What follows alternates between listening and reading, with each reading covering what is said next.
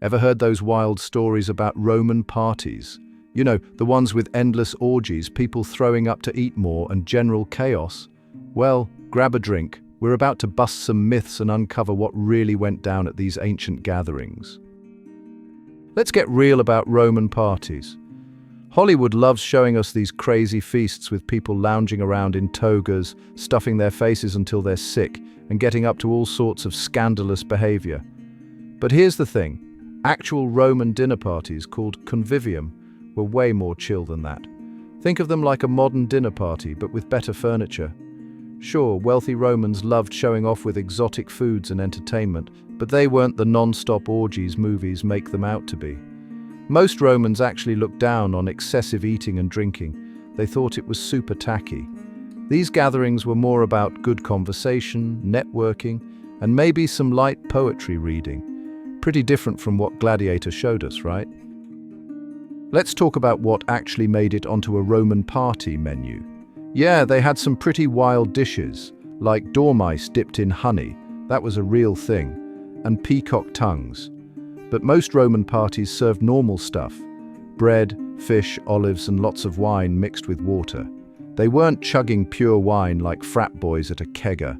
The whole vomitorium thing where people supposedly threw up to eat more? Total myth. A vomitorium was actually just the entrance to a stadium, kind of like the gates at a modern sports arena. Romans would have been horrified at the idea of purposely throwing up at dinner. They were way more into showing off their fancy sauces and exotic fruits than creating some all-you-can-eat bath fest. Let's clear up this whole vomitorium thing once and for all. You've probably heard that Romans had special rooms where they'd throw up during feasts so they could keep eating. Spoiler alert, that's completely wrong. A vomitorium was actually just an entrance or exit in ancient buildings, especially in amphitheaters, designed to let large crowds move in and out quickly. Think of it like the exits at a modern stadium that spew people out after a game. The word comes from the Latin vomere, meaning to spew forth. The idea that Romans were so gluttonous they needed special puking rooms? That's a myth that probably started in the 1920s when someone misunderstood the term. Ancient Romans would have found the idea just as gross as we do. Let's talk about how your bank account determined your party game in ancient Rome. Rich Romans threw lavish parties to flex their social status.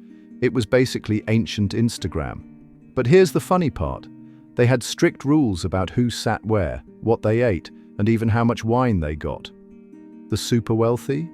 They'd get the fancy imported wines and prime cuts of meat. Meanwhile, their less important guests might be sipping cheaper local stuff and eating the ancient Roman equivalent of cafeteria food. And if you were a freedman trying to show off your new money, good luck. The old money crowd would totally judge your party-throwing skills. They'd gossip about everything from your choice of entertainment to the quality of your cups. Talk about pressure. All right, let's talk about ancient Rome's most notorious party animal, Caligula. The stories about his parties are absolutely wild, but we need to separate fact from fiction here. Yes, he threw some crazy bashes at his palace, but most of the really shocking stories come from his enemies who wrote about him after his death. What we do know is that he loved turning the social order upside down. He'd make senators wait on dinner guests and turned his palace into a part-time brothel. But those stories about him making his horse a consul and hosting month-long orgies? Probably exaggerated. Think less Wolf of Wall Street and more rich kid with too much power and zero impulse control. His parties were definitely over the top, but historical sources suggest he was more interested in humiliating his guests than creating the non-stop party paradise some writers claimed. You might think Romans just sat around eating and drinking, but their parties had some seriously fun entertainment lined up. Dice games were huge. Romans loved gambling so much they had to make laws against it. Professional entertainers would pop in to show off their skills. We're talking acrobats doing backflips between dinner courses, musicians playing the lyre, and yes, dancing girls twirling to the beat. But the real entertainment? That came from the guests themselves. They'd challenge each other to witty debates, recite poetry, sometimes badly after too much wine, and play word games that would make modern party games look boring. Think Cards Against Humanity, but with togas and Latin puns. Ever wonder how Romans handled their hangovers? They had some pretty creative remedies. The most popular cure was eating raw owl eggs mixed with wine. Yeah, you heard that right. If that sounds gross, some Romans went for fried canary or raw cabbage instead. And cleanup?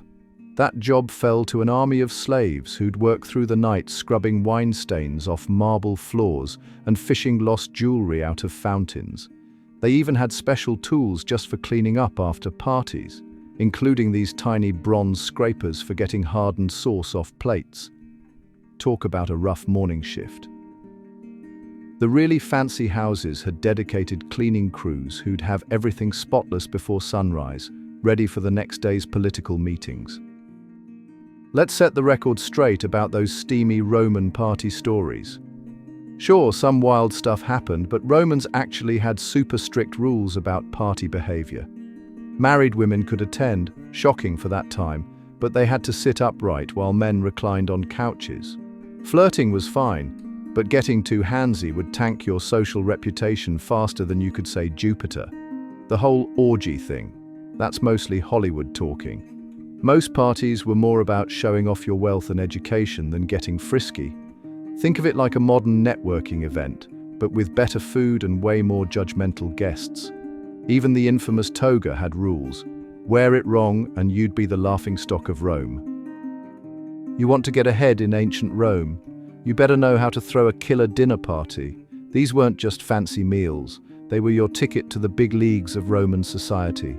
Smart politicians would invite key players to their homes, serve them the best wine, and casually mention how they'd make an excellent consul while passing the roasted peacock. It was networking on steroids. Some clever hosts even arranged their guest lists like a chess game, putting potential allies next to each other and keeping rivals far apart. And the food? That was a power move too. Serving exotic dishes from far-off lands showed you had connections across the empire. Miss these unwritten rules, and you could kiss your political dreams goodbye. You've seen those movie scenes? Romans partying like there's no tomorrow, food fights breaking out and everyone acting wild. But here's the thing. We've gotten Roman parties completely wrong. Why? Blame it on Victorian writers with wild imaginations and Hollywood's love for drama. The truth is way more interesting than fiction.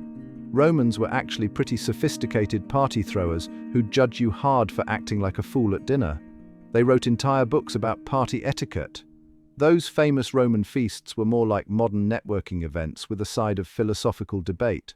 Sure, there was wine and fancy food, but people were more focused on making connections and showing off their smarts than starting food fights or having orgies.